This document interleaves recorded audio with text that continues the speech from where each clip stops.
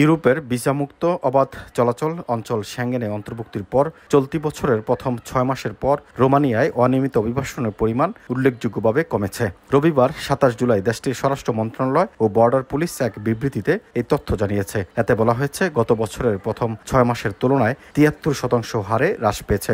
2025 সালের জানুয়ারি থেকে রোমানিয়া আনুষ্ঠানিকভাবে ইউরোপের সেঙ্গেন অঞ্চলের স্থল সীমান্তেও যুক্ত হয়েছে।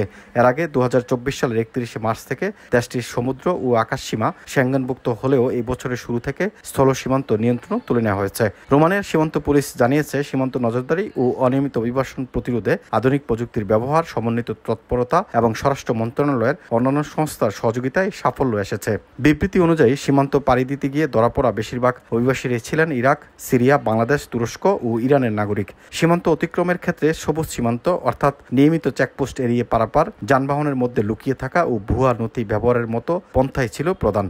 ইউক্রেন যুদ্ধ চলমান থাকা সত্ত্বেও 2025 সালের প্রথমার্ধে প্রায় 4000 ইউক্রেনি নাগরিককে রোমানিয়ায় অনিয়মিতভাবে প্রবেশ করতে দেখা গেছে, যা আগের বছরের তুলনায় উল্লেখযোগ্যভাবে কম। তবে এদের অনেকেই রোমানিয়া এসে পরবর্তীতে অস্থায়ী সুরক্ষা বা আশ্রয়ের জন্য আবেদন করেছেন। বুখারেস্ট জানিয়েছে, রোমানিয়ার জাতীয় পুলিশ, Romanian gendarmerie, general inspector for immigration, general inspector for aviation প্রতিনিধিদের নিয়ে একটি সমন্বিত ব্যবস্থায় আকাশ ও স্থল নজরদারি এবং কার্যক্রমের মাধ্যমে অনিয়মিত অভিবাসন ঠেকাতে কাজ করে যাচ্ছে।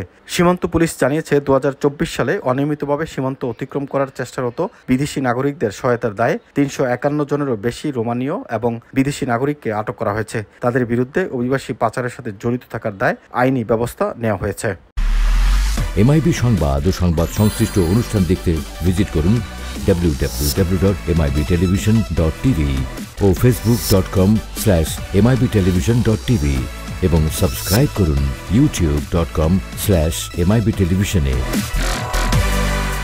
MIB টেলিভিশন, সত্য খবর, সঠিক খবর।